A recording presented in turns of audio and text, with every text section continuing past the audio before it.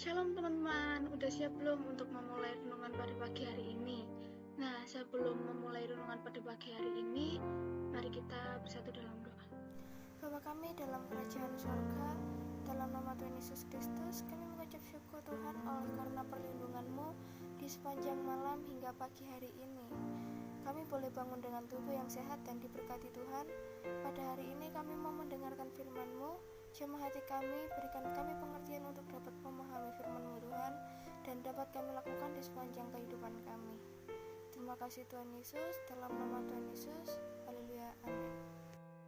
Hari ini saya membawakan renungan yang berjudul Menjadi Bijak di Masa Depan dan diambil dari ayat Amsal 19 ayat 20. Dengarkanlah nasihat dan terimalah didikan, supaya engkau menjadi bijak di masa depan. Sepandai-pandainya manusia, mereka hanya bisa menduga-duga apa yang akan terjadi di masa depan dan mencoba-coba mencari jalan keluar dari kesulitan yang sekarang ada. Dalam hal ini, mereka yang bijaksana akan mau belajar dari keadaan dan dari orang lain agar bisa mengambil keputusan yang terbaik. Ini lebih mudah dikatakan daripada dilakukan. Kepercayaan pada diri sendiri yang semakin besar sesuai dengan bertambahnya usia seringkali bisa membuat orang tidak merasa perlu untuk mendengarkan pendapat atau nasihat orang lain. Tidaklah mengherankan bahwa ada banyak tokoh dunia yang dikenal sebagai orang yang tidak pernah belajar dari orang lain dan tidak mau menerima nasihat para pembantunya. Orang yang sedemikian mungkin selalu merasa bahwa ia adalah orang yang selalu benar dan merasa bahwa orang lain selalu salah. Kapankah orang harus mau menerima nasihat orang lain? Perlukah seseorang menerima nasihat dan didikan sepanjang hidupnya?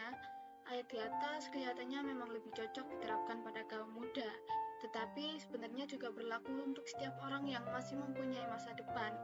Jika masa depan masih ada, tentunya setiap orang seharusnya ingin untuk menjalani hidup yang ada dengan kebijaksanaan, dan itu tentunya harus dapat dari nasihat dan didikan orang lain. Mereka yang lebih muda bisa belajar dari yang lebih tua karena pengalaman yang dipunyai mereka, tetapi yang lebih tua pun harus mau belajar dari yang lebih muda karena mereka mempunyai pendidikan yang lebih relevan untuk zaman sekarang. Ini berbeda dengan adat istiadat kuno, di mana orang yang lebih muda harus selalu belajar dari yang lebih tua, yang merasa sudah tahu tentang segala hal.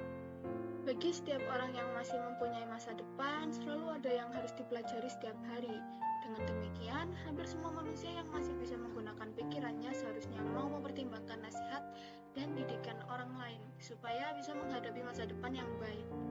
Bagi umat Kristen, ini juga berarti mau mendengarkan nasihat dan didikan berdasarkan firman Tuhan dari saudara-saudara seiman selama masih hidup di dunia.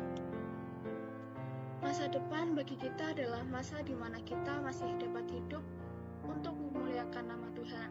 Tetapi setiap hal yang terlihat baik untuk masa depan belumlah betul-betul baik untuk dilaksanakan jika itu tidak sejalan dengan apa yang ditulis dalam Alkitab.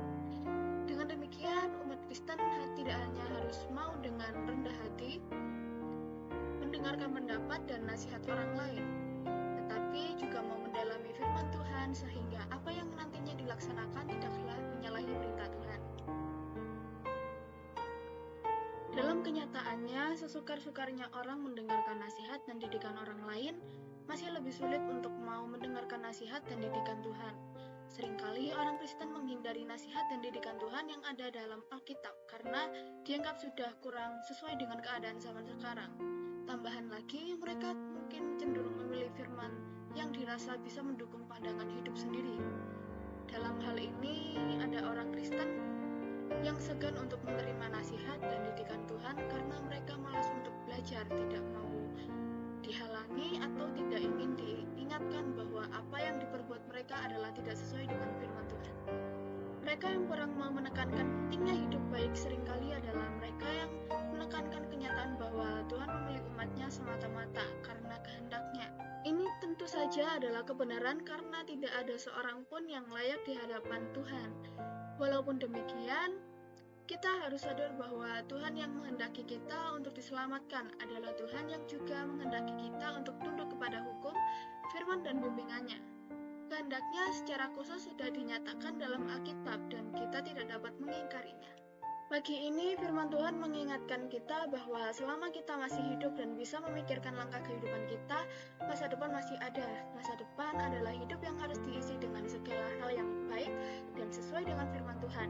Jika kita sedang mempelajari apa yang dikehendaki Tuhan dalam hidup kita tidak akan dapat memperoleh nasihat dan didikan yang benar. Dengan itu, kita akan kehilangan kesempatan untuk menjadi bijak di masa depan. Tidaklah mengherankan bahwa mereka yang tidak mau belajar dari firman Tuhan akhirnya menjadi orang yang bodoh di mata Tuhan dan kemudian menjadi orang yang tidak mempunyai masa depan yang baik. Sekian firman Tuhan pada pagi hari ini, kita semua sama-sama diberkati. Sebelum mengakhiri firman pada pagi hari ini, mari kita bersatu dalam doa. Dalam nama Tuhan Yesus, kami mengucap syukur dan terima kasih padamu. Berkat pernyataanmu, pembacaan firman-Mu dapat berjalan dengan baik dan lancar. Semoga firman menjadi pedoman hidup dan kekuatan kami, baik rohani maupun jasmani. Terima kasih Tuhan Yesus. Dalam nama Tuhan Yesus, haleluya, amin.